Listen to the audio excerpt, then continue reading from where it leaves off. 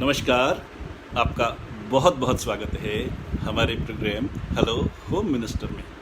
इस प्रोग्राम में हम हर हफ्ते रविवार को शाम 5 बजे एक नया टॉपिक लेकर हाजिर होते हैं। हमारा आज का टॉपिक है अमीर बनाम स्मृत, यानी रिच वर्सेस वेल्दी। मैं हूं पीके खुराना। मैं एक holistic success and happiness coach हूं, यानी मैं यह ट्रेनिंग देता हूँ कि हम सफल कैसे हों और सफलता के साथ साथ सच्ची खुशी कैसे हासिल करें। Holistic success coupled with genuine home happiness, या यूँ कहिए कि सक्सेस ड्रिवन बाय हैप्पीनेस। और इस प्रोसेस में मैं दिल से, दिमाग से, आत्मा से कूड़ा चुन लेता हूँ। I am the rag picker of the soul. आज की डिस्कशन बहुत इम्पॉर्टेंट है, बहुत उपयोगी है, और यह सही अर्थों में आपको गृह लक्ष्मी बना देने का भी एक बहुत बड़ा गुर है। घर के बजट का और जीवन की प्रगति का एक बहुत बड़ा सबक है जो हम सबको जीवन भर काम आएगा। यह एक ऐसा गुर है जो लगभग 98% भारतीयों के लिए अनजाना है, और यही कारण है कि हम आज भी एक विकासशील देश हैं, एक डेवलपिंग कंट्री हैं, वरना हम कब के विकसित देश बन चुके होते, डेवलप्ड कंट्री बन चुके होते। खैर, हेलो होम मिनिस्टर के अपने प्रोग्राम में मैं शुरू से ही कहता आया हूँ कि मैं प्रसिद्ध होने के लिए, पॉपुलर होने के लिए कोई काम नहीं कर रहा। आपको सिर्फ कुछ टिप्स देने के लिए मैं अपना समय नहीं लगाता। मैं आपको वो गुर देता हूँ ताकि आपका जीवन ही बदल जाए। इसी एक मिशन के साथ मैं अपने जीवन के अनुभव आपके साथ बांट रहा हूँ कि आपका जीवन बदले और आप अपने संपर्क में आने वाले दूसरे लोगों का भी जीवन बदल सकें, ताकि समाज बदल सके, ताकि देश बदल सके, ताकि हम एक विकसित देश बन सकें। मैं एक मिशन के लिए काम कर रहा हूँ, और वह मिशन है आप और आपका परिवार जीवन की खुशियों का आनंद लेते हुए सफलता की ऊंचाइयों तक पहुँचे। मतलब यह है कि मेरे मिशन के 2 हिस्से हैं, 2 फैक्टर हैं। पहला फैक्टर है आपके जीवन में खुशियाँ हों, प्रसन्नता हो, आनंद हो, और दूसरा फैक्टर है आप सफलता की ऊंचाइयों तक पहुँचें। बस एक बात कभी मत भूलिए कि खुश होना सफल होने से कहीं ज़्यादा बेहतर है, क्योंकि अगर मैं अमीर हो जाऊं पर मेरे जीवन में कोई खुशी ना हो तो वह अमीरी किसी काम की नहीं। लेकिन अगर मैं अमीर नहीं हूं पर खुश हूं तो वह जीवन बिना किसी खुशी वाली अमीरी के जीवन से लाख गुना बेहतर है। पर मैं एक कदम आगे बढ़कर आपको वो सिखाता हूं कि आप सफल भी हो जाएं और आपके जीवन में खुशियां भी भरपूर हों। अपने प्रोग्राम हेलो होम मिनिस्टर के आज के टॉपिक पर बात करने से पहले मैं आपको यह खुशखबरी देना चाहता हूँ कि 2 अगस्त के हमारे प्रोग्राम जब घर में आए दूसरा बच्चा का वीडियो लगभग 4.5 लाख से भी ज़्यादा बार देखा गया। हमेशा की तरह अब भी इसका फॉरवर्ड होना और डाउनलोड होना जारी है। वैसे हमारे 3 एपिसोड्स ने रिकॉर्ड तोड़ सफलता पाई है। 28 जून के हमारे एपिसोड मन के जीते जीत को अब तक 20 लाख बार देखा जा चुका है। इसके बाद 5 जुलाई के एपिसोड संगिनी, कामिनी, दामिनी, जिसको सबसे ज़्यादा देखा गया 22 लाख से भी ज़्यादा बार, और 26 जुलाई का हमारा एपिसोड बच्चों को क्या पढ़ाएं 17 लाख से भी ज़्यादा बार देखा जा चुका है। यानी अब तक के रिकॉर्ड के मुताबिक हमारा एपिसोड संगिनी, कामिनी, दामिनी नंबर 1 पर रहा है, जिसे अब तक 22 लाख बार देखा जा चुका है। यह सब मेरे प्रति आपके प्रेम का परिणाम है। आप सबके इस प्रेम के लिए दिल से शुक्रिया। मेरा ख्याल है कि मुझे आपको यह याद दिलाने की ज़रूरत नहीं है कि आप सबके लाभ के लिए गृह लक्ष्मी की ओर से इस प्रोग्राम को रिकॉर्ड भी किया जा रहा है, ताकि आप जब चाहें इसे दोबारा भी सुन सकें, या आप मेरे YouTube चैनल दी हैप्पीनेस गुरु पीके खुराना पर भी इसके रिकॉर्डिंग देख सकती हैं। तो आइए अब शुरू करते हैं हमारा प्रोग्राम हेलो होम मिनिस्टर का आज का टॉपिक अमीर बनाम स्मृत, यानी रिच वर्सेस वेल्दी। कुछ लोग अमीर होते हैं जबकि कुछ लोग अमीर दिखते हैं। ऐसे लोग ज़्यादातर मिडिल क्लास के वो लोग हैं जो हर काम में अमीरों की नकल करते हैं और या तो कर्ज के बोझ तले दब जाते हैं या फिर अपना कोई बहुत बड़ा नुकसान कर लेते हैं। मान लीजिए कि मेरे पास बड़ा बंगला है, लग्जरी कार है, मैं बढ़िया ब्रांड के महंगे कपड़े पहनता हूँ, अच्छे रेस्टोरेंट्स में खाना खाता हूँ, अक्सर विदेश की सैर के लिए निकल जाता हूँ, तो मैं अमीर हूँ। पर अब मान लीजिए कि यह सब मैं क्रेडिट कार्ड से, बैंक लोन से या दोस्तों रिश्तेदारों की उधारी से कर रहा हूँ, तो क्या तब भी आप मुझे अमीर मानेंगी? दुनिया में ऐसे लोगों की कोई कमी नहीं है जो ऐसी नादानियाँ करते हैं और अंततः कर्ज के ऐसे जाल में फंसते हैं कि उनका सब कुछ छिन जाता है। अपनी बात आगे बढ़ाने से पहले मैं एक महत्वपूर्ण सच्चाई की ओर आपका ध्यान खींचना चाहता हूँ। मेरी ट्रेनिंग में जितनी भी महिलाएं आती हैं और उनसे मेरी बातचीत होती है तो उनमें से आधी से ज़्यादा बड़े गर्व से कहती हैं कि फाइनेंस का मामला उनके पति देव देखते हैं, वे इस झगड़े में नहीं पड़ते। कितनी एफडी है, किस बैंक में है, म्यूचुअल फंड में क्या है, कितने शेयर हैं, एलआईसी किसकी है और कितने की है, वो इसका हिसाब नहीं जानती, वो जानना भी नहीं चाहती। उनका जवाब होता है, कौन फालतू के पचड़े में पड़े जी, घर के काम ही नहीं खत्म होते, नया सिरदर्द क्यों लें। यहाँ तक कि बहुत सी ऐसी महिलाएं भी जो जॉब में हैं वो भी इस बारे में इंटरेस्ट नहीं लेती। अच्छा, अब एक बात सोचिए, लोग बीमा क्यों करवाते हैं? बीमा इसलिए करवाया जाता है ताकि हम भविष्य के बारे में जो अनप्रेडिक्टेबल है, जिसके बारे में हम कुछ नहीं जानते, उसे हम सुरक्षित रख सकें। अपने भविष्य को सुरक्षित रखने के लिए हम बीमा करवाते हैं ताकि अगर खुदा न खास्ता कोई अभी नबी हो जाए तो हमारे पास इज्जत से जीने का कोई साधन बना रहे। फिर हम ये क्यों नहीं सोचते कि जीवन का कोई भरोसा नहीं है, इसलिए हमें अपने धन की आवक और खर्च की पूरी समझ होनी चाहिए ताकि ज़रूरत पड़ने पर हमें कम से कम पता तो हो कि हमारे पास है क्या क्या। मान लीजिए कल को मैं न रहूं तो जिन लोगों ने मुझसे कुछ लेना है वो तो चक्कर लगाने और तकाजा करना शुरू कर देंगे, लेकिन जिनसे मैंने कुछ लेना है वो मज़े से घर बैठे रहेंगे। इसलिए यह बहुत ज़रूरी है कि हमें पता होना चाहिए कि क्या देना है, किसका देना है और किससे लेना है, कितना लेना है। जो कुछ बैंकों में जमा है या जो पॉलिसीज़ हैं उनकी नॉमिनेशन है या नहीं, हमने अपनी वसीयत तैयार कर रखी है या नहीं, आपको इस सब की नॉलेज होनी चाहिए, जानकारी होनी चाहिए, होनी ही चाहिए। आज मैं आपको बहुत से मोती बांटूंगा, आप उन मोतियों की कीमत समझ सकें। उसके लिए पहला सूत्र है कि आपको अपने घर परिवार की इनकम, खर्च और एसेट्स का पूरा ज्ञान होना चाहिए। यानी आपको स्पष्ट रूप से मालूम होना चाहिए कि आपके परिवार की टोटल इनकम क्या है, टोटल खर्च क्या है, खर्च हो कहाँ रहा है, किस तरह से हो रहा है और आपके परिवार के टोटल एसेट्स क्या हैं। अक्सर हम धन के हिसाब से लोगों को दो श्रेणियों में बांटते हैं, एक गरीब, दूसरे अमीर। फिर अर्थशास्त्रियों ने इसे लोअर क्लास यानी निम्न वर्ग, मिडिल क्लास यानी मध्य वर्ग और हाई क्लास यानी उच्च वर्ग में बांट दिया। बाद में इस क्लासिफिकेशन को थोड़ा और रिफ़ाइन किया गया। अब मिडिल क्लास तथा हाई क्लास की क्लासिफिकेशन को कुछ और रिफ़ाइन करके लोअर मिडिल क्लास और हायर मिडिल क्लास कहा जाने लगा। इसी तरह उच्च वर्ग को हाई क्लास तथा इलीट क्लास कहा जाने लगा। इसके बाद इसमें एक कैटेगरी और जुड़ गई जिसे अल्ट्रा रिच क्लास कहा जाने लगा। ये सारी क्लासिफिकेशन इस आधार पर की गई हैं कि आपके पास पैसा कितना है।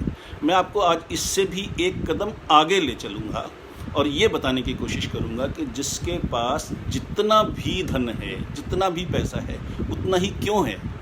मैं आपको lower class, lower middle class, high middle class, elite class, ultra rich class के सोचने और काम करने के ढंग के बारे में बताऊँगा। मैं उनके माइंडसेट की बात करूँगा जिसके कारण वे उस क्लास तक पहुँचें जहाँ के वो हैं, ताकि आप यह डिसाइड कर सकें कि आप अपने लिए और अपने परिवार के लिए किस तरह का जीवन चाहती हैं। तो आज सबसे पहले तो इस बात को समझ लीजिए कि मैं अमीर हूँ या गरीब, इसका फ़र्क तो पड़ता ही है, पर इससे भी ज़्यादा फ़र्क इस बात का पड़ता है कि मेरी मानसिकता कैसी है। अक्सर गरीब लोग गरीब मानसिकता वाले होते हैं, लेकिन मिडिल क्लास वाले ज़्यादातर लोग भी गरीब मानसिकता वाले ही होते हैं। यही कारण है कि वो जीवन भर संघर्ष करते हैं और कठिनाइयाँ झेलते हैं। अभी पिछले ही एपिसोड में मैंने बताया था कि मेरा नुकसान हो जाए, धन चला जाए तो मैं दोबारा कमा सकता हूँ। हम सब जानते हैं कि अमिताभ बच्चन एक बार दिवालिया हो चुके हैं। वो फिल्म इंडस्ट्री में टॉप पर थे जब उन्होंने अपने छोटे भाई अजिताभ के साथ मिलकर नए बिजनेस में कदम रखा। ये चांस की बात है कि उसी वक्त उनकी सारी फिल्में फ्लॉप होती चली गई और बिजनेस के हालात भी ऐसे बने कि बैंकों से लिया हुआ कर्ज चुकाना मुश्किल हो गया। आखिरकार उन्हें अपने आप को बैंकरप्ट घोषित करना पड़ा। लेकिन वही अमिताभ बच्चन अब फिर से न केवल बड़े अमीरों में शामिल हैं बल्कि जीवन की हर सुख सुविधा का उपभोग भी कर रहे हैं। मतलब यह है कि पैसा चला जाए तो वापस कमाया जा सकता है, उसकी बहुत ज़्यादा चिंता नहीं करनी चाहिए। अगर आपका माइंडसेट सही होगा तो गरीबी और अमीरी का बहुत ज़्यादा फ़र्क नहीं पड़ता। माइंडसेट सही होगा तो इस बात का बहुत ज़्यादा फ़र्क नहीं पड़ता कि आपके पास धन कितना है। फ़र्क इस बात का ज़्यादा होता है कि आपकी सोच कैसी है। आज हम इसी विषय पर बात करेंगे कि आपकी सोच के कारण आपके फाइनेंशियल लेवल पर असर कैसे पड़ता है और ऐसी सोच को सही बनाने के लिए आपको क्या करना चाहिए कि न केवल आप अमीर हो जाएं बल्कि आप जीवन में खुशियों का भी उपभोग कर सकें। तो पहला मंत्र यह याद रखिए कि दुनिया में 4 तरह के लोग हैं। इनमें से पहली किस्म है गरीब लोगों की। फिर वो लोग हैं जो दिखते तो अमीर हैं पर होते हैं गरीब, यानी अमीर दिखने वाले गरीब लोग। उसके बाद आते हैं अमीर और सबसे ऊपर है समृद्ध लोग, वेल्दी लोग। कुछ और बताने से पहले मैं यह बताना चाहूँगा कि अमीर और समृद्ध यानी रिच और वेल्दी में फ़र्क क्या है। अब मान लीजिए मेरे घर का खर्च 30,000 रुपये है महीने का, 30,000 रुपये महीना, और मेरी टोटल इनकम है 40,000 रुपये महीना। तो मैं अमीर हूँ क्योंकि मेरे पास हर महीने 10,000 रुपये के आसपास की रकम बच जाती है और उसे मैं शादी में, बीमारी में, बच्चों की एजुकेशन पर, अपनी छुट्टियों पर या चाहे भी जैसे भी खर्च कर सकता हूँ। तो मैं अमीर हूँ। तो मैं अमीर तो हूँ पर बाय द वे कोविड के कारण, बास से झगड़ा हो जाने के कारण या किसी भी और कारण से मेरी नौकरी चली जाए या बिज़नेस बंद हो जाए तो 4-6 महीने बाद या शायद 1 साल बाद मेरे पास कुछ नहीं बचेगा। मेरी अमीरी ख़त्म हो जाएगी और मैं गरीबों की श्रेणी में आ जाऊंगा।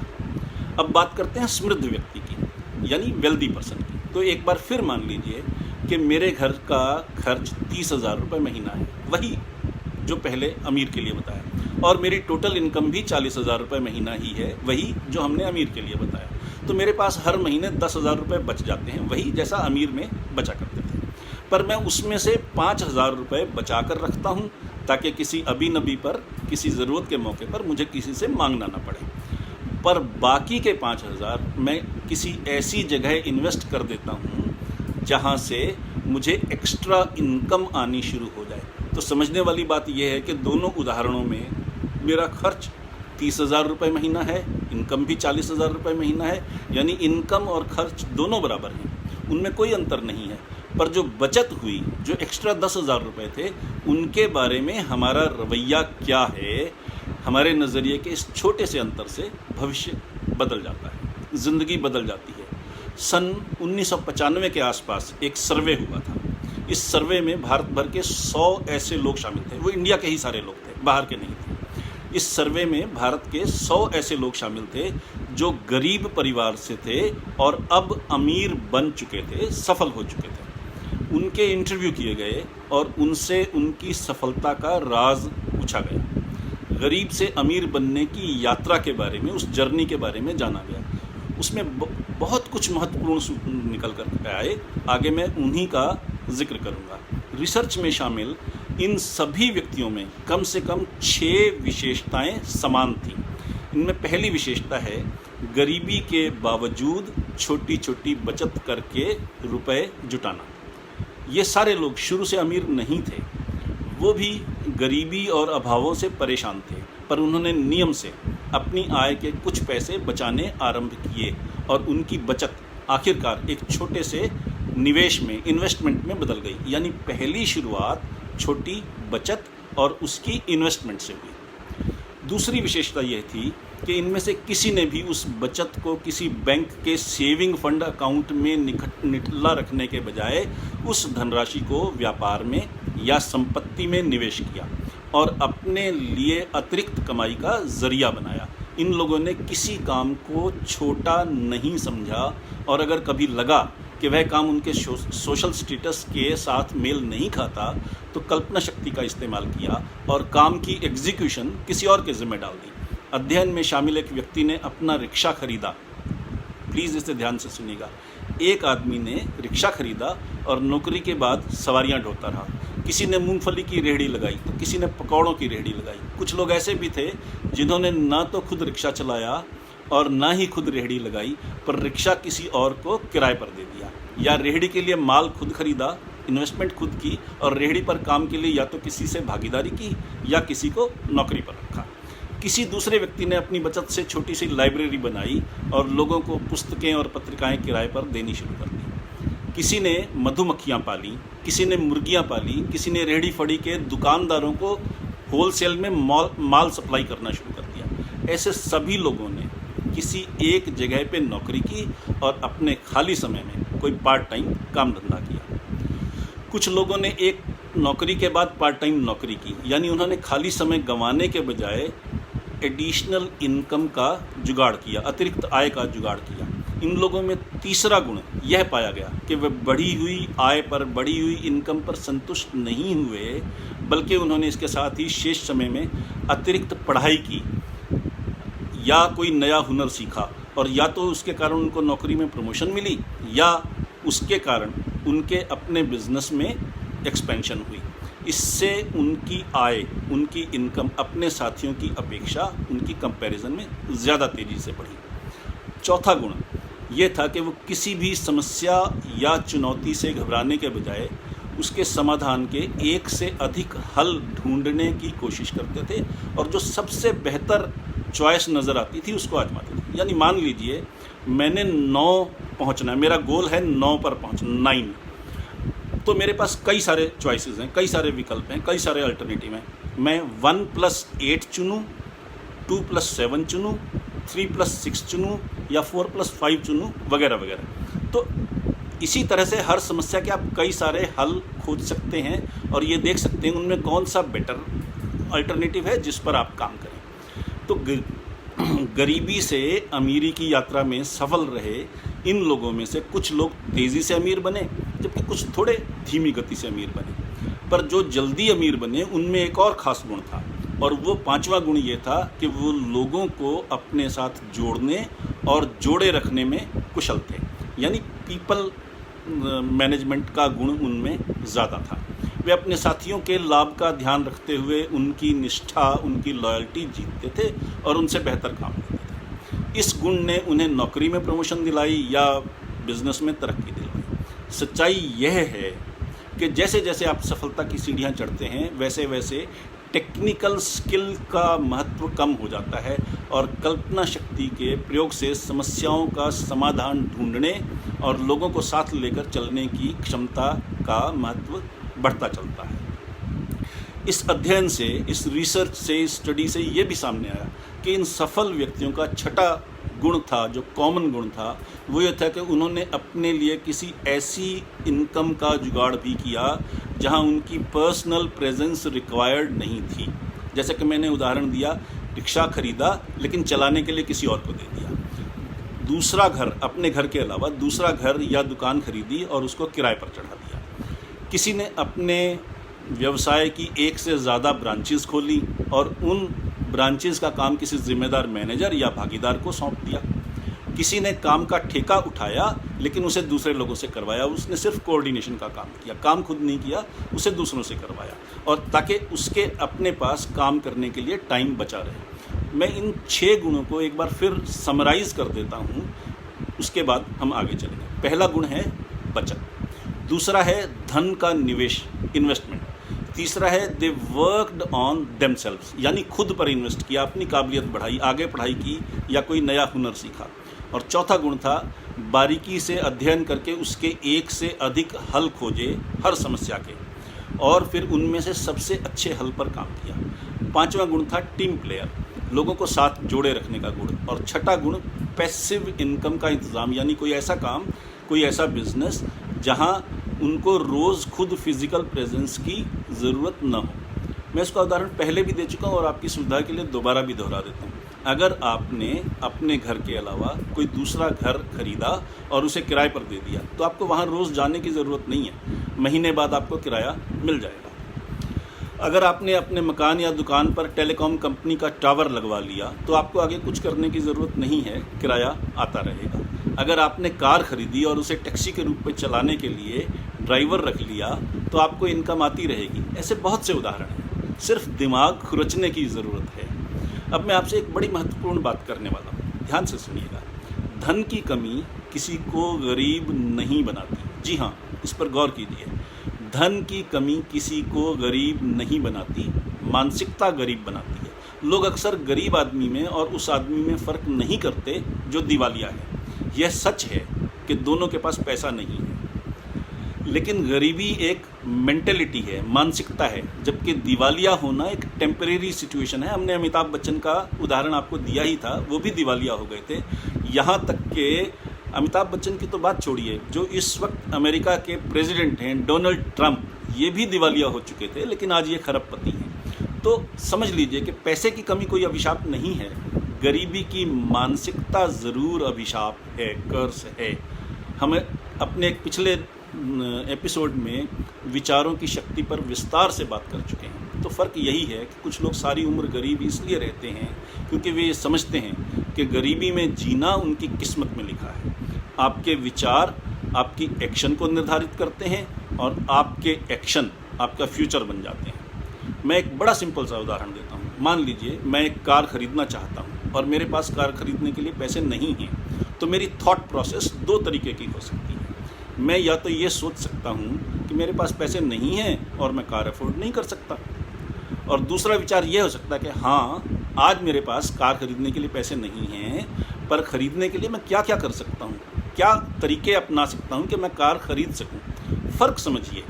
अगर हमने सोचा कि कार अफोर्ड नहीं कर सकते तो आगे कुछ नहीं सोचेंगे, चैप्टर वहीं क्लोज़ हो गया। लेकिन अगर हमने यह सोचना शुरू किया कि कार खरीदने के लिए मैं क्या कर सकता हूं, तो दिमाग दौड़ेगा, हम नई नई बातें सोचना शुरू कर देंगे। हो सकता है तुरंत कोई हल ना निकले, पर यह भी हो सकता है कोई हल निकले ही नहीं, ये भी पॉसिबल है। पर आपने कोशिश तो की, और कोशिश करने पर कई बार ऐसे हल निकल आते हैं जो पहली निगाह में पॉसिबल नहीं लगते, लेकिन पॉसिबल हो जाते हैं। तो माइंडसेट यानी सोचने का तरीका, यानी नज़रिया बहुत महत्वपूर्ण है, दृष्टिकोण बहुत महत्वपूर्ण है। हमें दृष्टिकोण पॉजिटिव रखने और किसी भी हालत में निराश न होने की आदत डालनी चाहिए। ज़्यादातर समस्याओं का हल खुद ब खुद आसान हो जाएगा। अब एक और बड़ा गुर आपको देने वाला हूँ, इस पर बहुत ध्यान दीजिएगा। तो कहीं से मेरी प्रशंसा सुनकर एक सज्जन ने मेरी ट्रेनिंग ज्वाइन की। उनकी किराने की दुकान है, बिज़नेस ठीक ठाक है, घर की रोटी अच्छी चलती है, और वो कोई फन्ने खां अमीर नहीं है। उनकी बिटिया कॉलेज जाने लगी तो उन्होंने उसकी सुविधा और सेफ्टी के लिए उसे एक्टिवा ले दी। फिर बेटा कॉलेज जाने लगा तो उसने कार की मांग की, कहता था ऑल्टो ले दो, पुरानी ले दो, पर लूँगा कार। उन्होंने उसे बहुत समझाया कि भाई मोटरसाइकिल ले ले, पर वो जिद पे अड़ा रहा। तब वो अपनी समस्या लेकर मेरे पास आए। मैं उनके बेटे से मिला। होनहार लड़का है, पढ़ाई में भी अच्छा है, ऊंचे सपने हैं और बेवकूफ़ भी नहीं है, समझदार बच्चा है। 2-3 बार की मुलाकात के बाद मैंने उसके सामने 2 शर्तें रखी। पहली ये कि शाम को दुकान पर पापा का साथ दो, बिक्री बढ़ाओ, जो कमाई तुम करोगे वो तुम्हारी, तुम्हारे पापा उसमें से कुछ नहीं लेंगे, पैसे बचाओ और कार खरीद लो। दूसरी शर्त यह रखी कि कार खरीदने के बाद भी तुम दुकान पर बैठते रहोगे ताकि कार का पेट्रोल और मेंटेनेंस का बोझ पापा पर ना पड़े। उसने दोनों शर्तें मान ली और जल्दी ही कार खरीद ली। अब दोनों बहुत खुश हैं। लड़के को कार मिल गई, घर की जमा पूंजी में से भी कुछ नहीं गया, यहाँ तक कि कार के फ्यूल और मेंटेनेंस पर होने वाला खर्च भी घर की जमा पूंजी से नहीं गया। इसके 2 फायदे हुए। लड़का बिजनेस संभालने लग गया, बिजनेस को समझा तो पापा को नए नए आइडियाज़ देने लग गया और बिजनेस बढ़ा लिया। शाम का टाइम इधर उधर घूमने के बजाय इनकम बढ़ाने में लगाया। लेकिन इस घटना का असली सबक और भी गहरा है, उसे ध्यान से समझने की ज़रूरत है। और वो सबक है कि आपका घर आपका एसेट नहीं है। जिस घर में आप रह रहे हैं वहाँ तो आपको मेंटेनेंस करनी पड़ती है, साफ़ सफाई करनी पड़ती है, फर्नीचर लाना पड़ता है, कर्टन से सजाना पड़ता है, वहाँ तो रोज़ खर्च हो रहा है। अगर आपके पास कार है तो उसकी मेंटेनेंस है, पेट्रोल है, इन पर भी खर्च होगा और कार की कीमत हर रोज़ घट रही है। तो कार भी एसेट नहीं है। और अगर कार खरीदने का मन हो तो पहले यह सोचिए कि कार की कीमत देने के लिए जो पैसे लगेंगे उसके लिए क्या हम कोई एक्स्ट्रा इनकम का साधन निकाल सकते हैं। एक्स्ट्रा इनकम, क्या उसकी मेंटेनेंस और फ्यूल पर खर्च होने वाले खर्च के लिए हम किसी एक्स्ट्रा इनकम का इंतज़ाम कर सकते हैं, ताकि हमारे पास जो जमा पूंजी है, जो कैपिटल है, वो वैसे की वैसी इंटैक्ट रहे और कार भी आ जाए। तो ये सबक है अमीरों का, समृद्ध का। गरीब आदमी लोन लेकर कार खरीदता है, पेट्रोल पर खर्च करता है, मेंटेनेंस पर खर्च करता है और EMI भी भरता है। तो एक कार के कारण 3 तरह के नए खर्च जुड़ गए। अमीर आदमी पहले एक्स्ट्रा इनकम का इंतज़ाम करता है, फिर कार खरीदता है। गरीब आदमी को अमीर दिखने की लालसा है, अमीर आदमी को ऐसी कोई ज़रूरत नहीं। तो ये माइंड सेट का फ़र्क है, इसे समझना ज़रूरी है। मैं आपको कहानियाँ नहीं सुनाता, मैं प्रवचन नहीं देता, मैं किताबी बातें भी नहीं करता। मैं वो कहता हूँ जो मेरे जीवन का सच है। इसके लिए मुझे कोई भाषण तैयार नहीं करना पड़ता। जो जीवन का सच है वो सबक है, वो आज मेरे जीवन का सच है और कल आपके जीवन का सच बन सकता है। तो अगर आपको अच्छा लगे तो इस सबक को अपने जीवन में उतारिए। इस सच को तभी समझा जा सकता है अगर हम धन की महत्ता को समझें। ये सच है कि धन सब कुछ नहीं है, लेकिन ये भी सच है कि धन बहुत बड़ी पावर है। ये आवश्यक है कि हम धन का आदर करना सीखें और अपने बच्चों को धन का आदर करना सिखाएं, धन का उपयोग करना सिखाएं। अपने जॉब या बिजनेस से पैसा कमाने के अलावा पैसे से भी पैसा कमाना सीखें और अपने बच्चों को भी यही सबक दें। पैसे से पैसा कमाना एक आर्ट है, एक साइंस है, एक कला है, एक विज्ञान है और इस कला को सीख लेना चाहिए। एक दूसरी सच्चाई और समझ लीजिए। विजय माल्या अरबपति था, अब छुपा फिर रहा है। नीरव मोदी अरबपति था, अब छुपा फिर रहा है। कारण एक ही है कि बहुत ज़्यादा पैसा होने के बावजूद नीयत खराब थी। मेरे पास विजय माल्या या नीरव मोदी की तरह का अनाप शनाप पैसा नहीं है, पर मुझे जेल जाने का डर तो नहीं है, परिवार छोड़कर कहीं भागने की ज़रूरत नहीं है, क्योंकि मेरी फाउंडेशन स्ट्रांग है, क्योंकि मैं किसी से कंपटीशन नहीं करता, मैं किसी रेस में नहीं हूँ, मुझे किसी से जलन नहीं है, ईर्ष्या नहीं है, किसी को कुछ दिखाना नहीं है, मुझे कुछ प्रूव नहीं करना है। इसका परिणाम ये है कि मैं किसी लालच में पड़कर कोई गलत काम नहीं करता। मैं देश और समाज के कानून का पालन करता हूँ।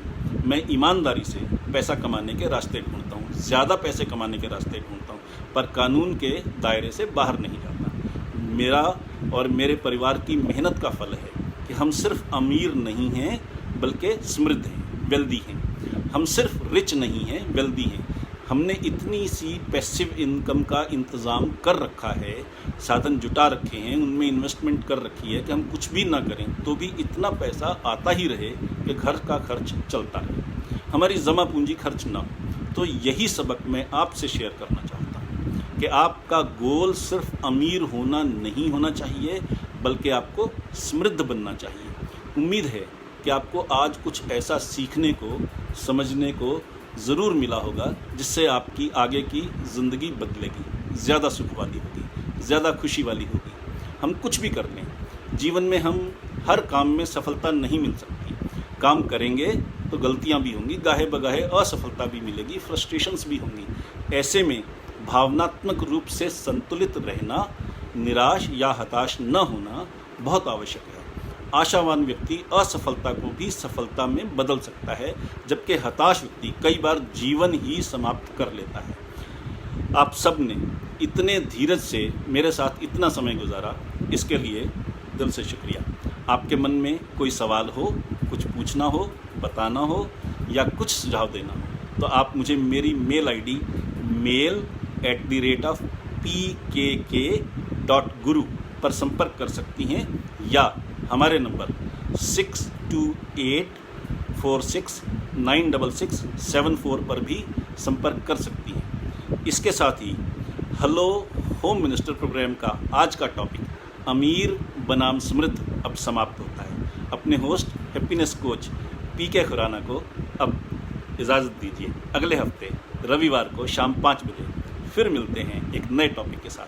तब तक के लिए खुश रहिए, स्वस्थ रहिए और जीवन का आनंद लीजिए। नमस्कार।